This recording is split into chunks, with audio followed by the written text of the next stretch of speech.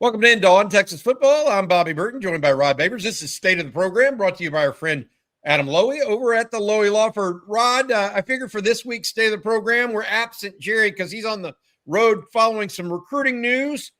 I figured we talk about what are the realistic expectations for Arch Manning. It's something we discussed on Wednesday morning on Coffee and Football with yourself, me, and CJ Vogel. I want to carry it over because I thought we left a little meat on the bone, so to speak, as it related to that.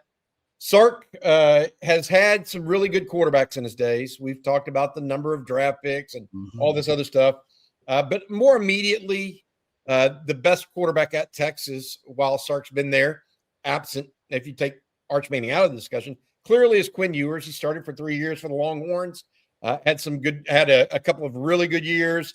But Sark's also coached Mac Jones at Alabama, and he had an amazing year. And we go back, and I want to even compare some of this to Texas's all-time passing leader, and that's Colt McCoy, and try to get an understanding of what the real expectations are for Arch in 2026 compared to all of those guys. Like, what's out of the realm and what's doable, and more importantly, what needs to happen in order to Texas to potentially maximize the opportunity and win a national championship. Because I think that you and I agree, first and foremost, and I want to ask you this: does Arch Manning have to have at least an A-level season for Texas to win a national championship in 2026? Can't have a B+. Does it have to be an A or higher? Yeah, if Texas wins a national title or even plays for a national title, I think you're looking at Arch Manning meeting most of those expectations and in the conversation to be the best player in the country. I don't think you can get there without that happening. That's why they added all these pieces. I mean, you look at it, Sark's, he's been pretty close, right? Knocking on the door there a couple of times. And really it's because you've come up short to some of the elite programs, Ohio States, the Georgias of the world. And you're going to need your quarterback to be clutch and to put the cape on, as I always say, in clutch moments, or maybe never take the cape off like VY did to lead you to the promised land. He's got that ability. Like, we saw it. There's no doubt the back half of the season down the stretch there, even Pro Football Focus, I'll give you their numbers, try to give you an objective view of it. From week 9 on, they had him as the 6th highest graded quarterback in college football. They recently ranked their best quarterbacks top 10 coming up for 2026, and they got Arch at number 3. Now, they got him behind Julian Sand, they got him behind Dante Moore, but he's right there in that conversation. So I thought what he did down the stretch for Texas, he put the cape on at times, especially in that Michigan game, and I thought he did showcase more than just the potential, but you saw the consistency. You saw the baseline, the consistency at a very high level for him down the stretch. I agree with that, and I will add this to the thing about Arch Manning. You talk about all of this. One thing that you have to worry about when you're discussing Arch Manning, or not have to worry about, have to applaud compared to a Julian Sayin that you mentioned or a Dante Moore, is his willingness to throw with pressure up the middle, pressure all around him. Yeah. That is part of the package that you get. And that's why I wouldn't, if I'm ranking quarterbacks, I'd rank Arch ahead of those two, even though those two, Dante Moore and Julian Sayin, may be more accurate passers. But they're more accurate when they don't have a pass rush in their face. And that's, I mean, heck, Marcel Reed is more accurate than Arch when he doesn't have pressure. There's a lot of people that are more accurate when they don't have pressure. The one thing that Arch has, and we can talk about what his, superhuman ability is, whether it's one thing or the other, but it's also his ability to play against pressure. Yep. And react to it, not only with his legs, but movement in the pocket, run to throw kind of thing that he does. I mean, I go back to that pass to Ryan Wingo in the back of the end zone against A&M. There are a number of those times where he kind of ran to throw in 2023 5, and I think that's one of the things he's going to use. But let's talk about this comparative analysis a little bit. Where are the real production numbers going to come from this year? All right, just give everybody a piece of this. 3,163 yards last year for Arch, 26 TDs, 7 interceptions, so 26-7, only a 61% completion rate. Okay, 61.7. The one thing that I like about what Arch did, though, compared to some other of his predecessors, a 12.75 yard per catch. So it's not a dink and dunk with Arch. By comparison, Quinn Ewers, his immediate predecessor, 3,469 yards, 65.8 completion record. So basically 4 full percentage points higher than Arch. 31 TDs, 12 interceptions, definitely had more turnover plays than Arch. But compared to that 12.75 yards per catch, Quinn was at 11.8. What do we want to see from Arch all around in these stat numbers compared to Quinn, who, you and I were talking, Quinn, I don't want to say he plateaued, but maybe it was because of his receiver group in 23. He didn't just have this overwhelming 2024 season. No. We need to see Arch continue to not – we don't want to see him plateau. He has to keep growing, whereas Quinn, we did see kind of plateau 23 to 24. Yeah, we never got to see Quinn put together a stretch of games where kind of like Arch just did last season, right? That back half where it seemed like every game he just got better and better. And then you kind of expect him to pick up right where he left off. So injuries could have been a big part of that with Quinn, that he never really got into that kind of groove. But we saw him flash. I mean, that Michigan game, what was the first one? Michigan Quinn, Bama Quinn, right? Because those one games where he was just magnificent, but you never got that stretch. And that's what you're going to need if you're going to win a national title, because you got to go through a playoff run now, especially in the SEC. If you want to win the SEC, you have to go on that kind of stretch. And I think Arch gives you that ability. And one of the things about Quinn that really, I think, hurt his draft stock that last season, he regressed in turnovers. 21 turnover-worthy plays in the passing game. He had 10 fumbles in 24, guys. You were one of the leaders in turnovers in 2024 as a result of your quarterback making bad decisions. Arch, down the stretch, guys, he was magnificent. Last 5 games, he had 1 interception, had 7 total. I believe he only had 4 fumbles the entire season. Like I said, Quinn had 10 of those, and he runs a lot more than Quinn and puts the ball out there and is exposed. He only had 17 turnover-worthy plays the entire season, but only 3 of those in the last 5 games. That stretch we're talking about for Arch Manning. So his decision-making was really good, and pressure to sack rate. Quinn was around 23%, even 25%. His junior year in pressure to sack rate. Right now, Arch at 13% last season. And by the way, they got better as the season went on. So he's just better at sack avoidance, better at decision-making, especially like you said, under pressure. Arch was the 6th most pressured quarterback in college football last season and had more hits on him as he was throwing the football than any college football quarterback. 11 hits while he was throwing the football. And his receivers, while he was under pressure, dropped more on-target passes than any receiving group in the country. They dropped 9 on-target passes whilst he was under pressure. So those are things that will improve tremendously with this new group they have around. I want to compare now perhaps the best passing year ever at the University of Texas. I don't think there's any doubt was Colt McCoy in 2008. Oh. I'm going to give you all those stats. And I want you and I, Rod, to go through it and say, is Arch going to be higher or lower, not only than Colt, but also Quinn in his best year at Texas, and what that would mean for a possible Texas championship. All right, I want to say thank you to our sponsor, Adam Lowy and the Lowy Law Firm.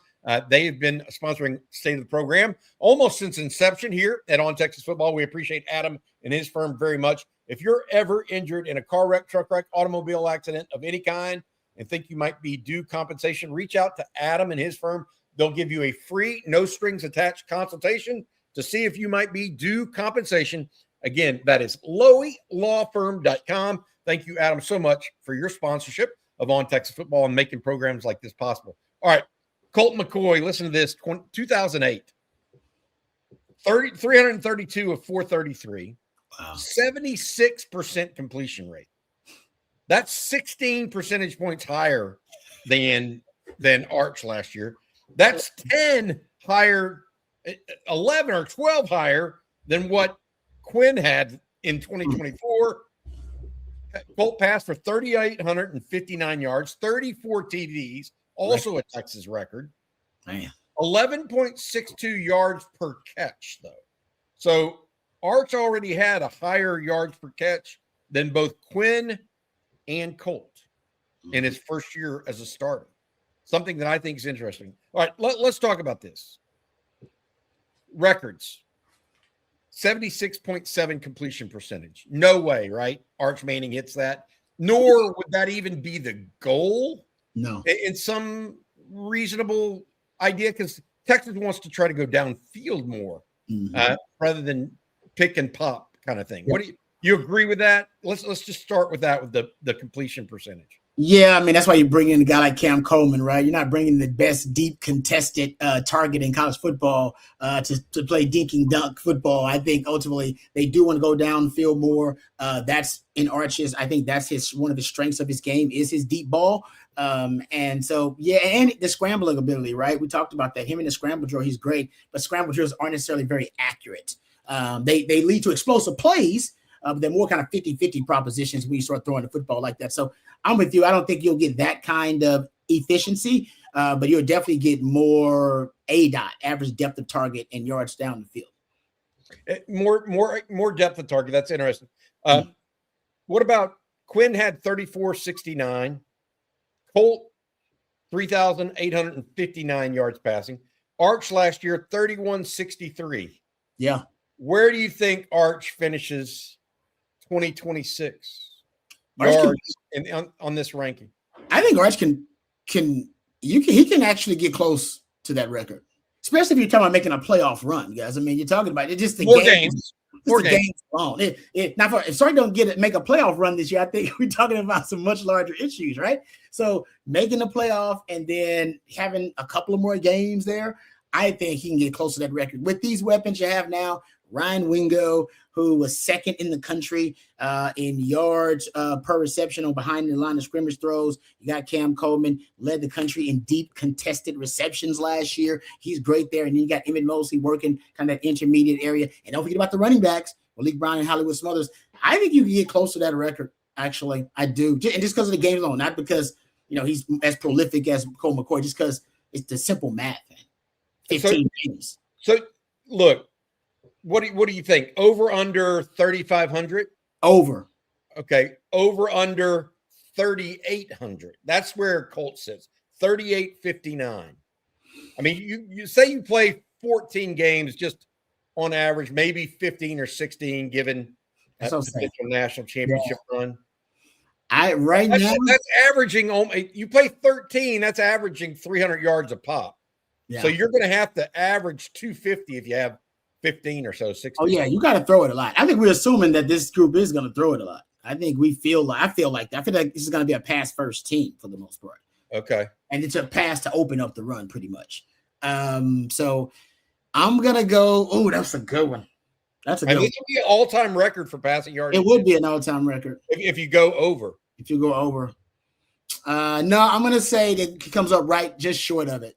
Just because I know Sark loves balance. Go look at his run pass rate through the years. It always ends up being like 50 to 55%. He always ends up pretty balanced at the end of the season. And I think ultimately him trying to strive for that balance, although it's not always good, I think will end up limiting Archdale a little bit with the record.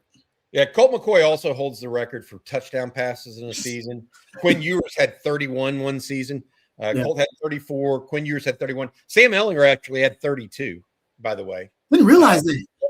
One season, his junior year at Texas, he wow. had 32. I realized that. But he had two really good receivers, right? Lou Jordan. That's the key, guys. Even go Devin DuVernay. They also had DuVernay that year. That's true. They had three. Yeah, they had three actually. And stepping back though, Arch had 26 last year. So 34, 31 for Quinn, 34 for Colt.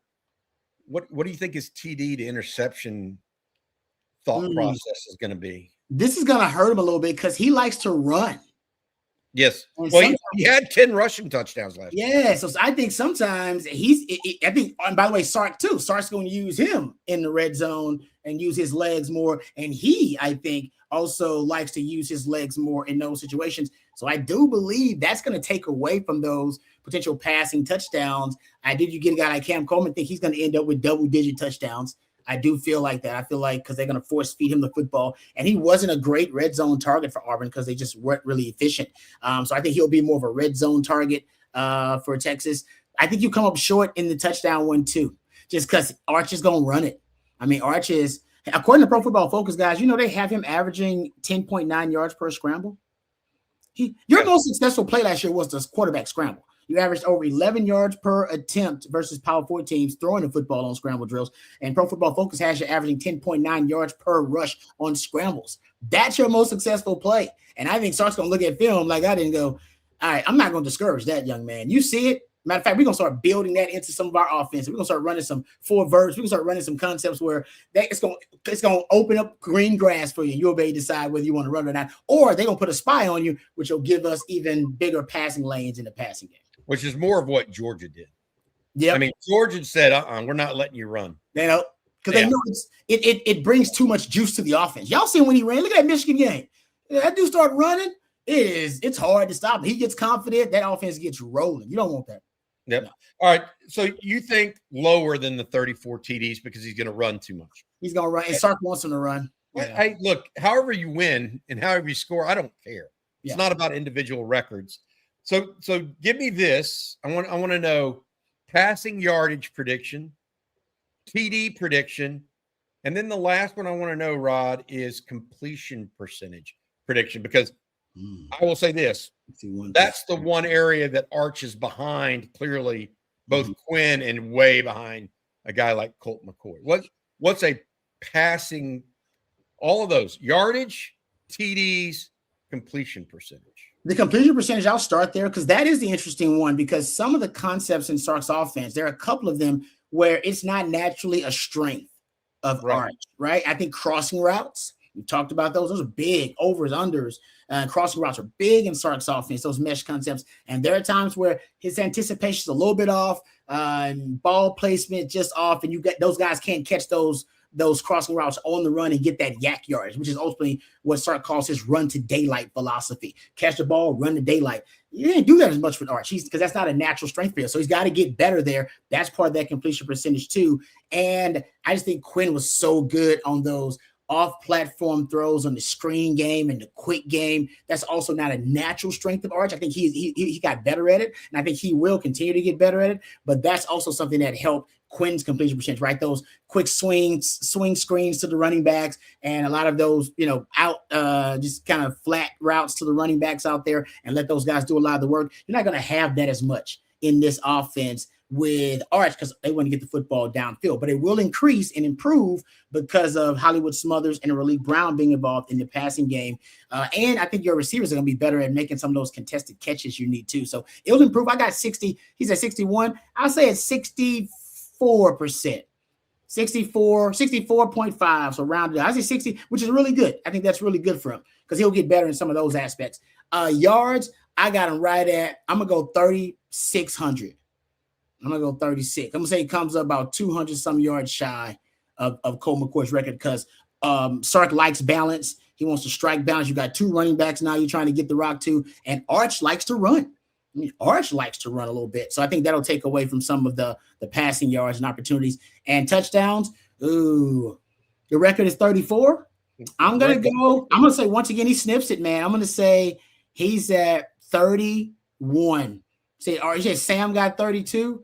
Yep. I'm gonna say he's at 31 touchdowns. Like I said, he's gonna take some of those because his legs, he's gonna run it. He might get you 8 to 10 touchdowns on the ground again. So I think that takes away from some of the passing opportunities. So I'll go 31. That's very similar. What your stats are very similar to what Quinn Ewers did a couple years ago. Yep. What's projecting? Quinn had 34-69, 31 TDs, 65.8 passing percentage. But Arch's legs become an additional factor. Because he'll score touchdowns there and get yards there, and he'll keep you out of bad plays that Quinn couldn't those years. That sacks and a lot of the fumbles and the interceptions that Quinn had, you won't have those negative plays with Arch, and that's the huge. Texas plays for a national title if Quinn doesn't have so many interceptions and fumbles and sacks. Let me give you this though, okay? So what's the upside here? What are we really talking about? Well, I just went and looked. The best statistical season a quarterback could possibly have. Sark coached the guy, and his name is Mac Jones. Who? Yep, Mac Jones. I went and looked up his stats. Wow. Listen to this. 77% completion ratio. So the same, a little bit higher actually than Colt McCoy, 77%. 4,500 yards passing. It's crazy. So that's 700 more than Colt had. And 41 touchdowns to just 4 interceptions. So that's 7 more TDs than Colt and 4 fewer interceptions. So Sark, the upside here may be higher, Rod, than you're giving him credit for. Because I'll say this, not even though they had Jalen Waddle on that team as a receiver and Devontae Smith won the Heisman that year, you have to remember they had Najee Harris in the backfield. They did. They ran the football a little bit. So I'm going to say this, and I'm going to go 3,800, just a little shy. Okay. 35 touchdowns. He'll break the record, and then 68% completion rate. I think that's going to be perhaps his biggest increase. Completion percentage? Yeah. I think that Sark has a better understanding of what he does well. I can see that. And it'll be a more efficient offense, even though it'll also have some big plays in it. But long story short, I'm looking for a great year from Arch Manning this year. And I think the year I just laid out and the year you laid out, as long as his legs also play a role and the defense comes, I think it does get them in the playoffs. And then it's just he's got to have a season overall. There's going to be a couple games in the playoffs that need to be A pluses. We've seen that when you win a national championship, you got to put on the cape, to your point. That's the big difference. And whether or not he can do that, we've seen him do it a couple times. He's going to have to do it on the biggest stage. Agreed. No doubt about that. All right. That's going to do it for today's Day of the Program. Arch Manning, we'll see what happens in 2026, but certainly somebody that we think has the ability to do it. I think he's going to have a record-breaking year. All right. For Rod Babers and our producer, Matt Hutchinson, I'm Bobby Burton. This has been this week's Day of the Program. Hook 'em.